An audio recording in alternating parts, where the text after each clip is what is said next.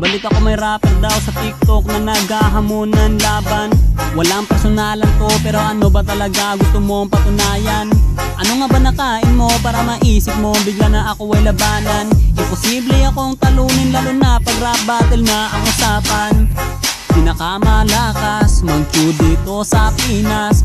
Bukod sa Unli Skin Tol, unli rin to mag-recall. Kaya di nyo ko kaya kahit pagtulungan pa ni Kapitan El sa mundo niya.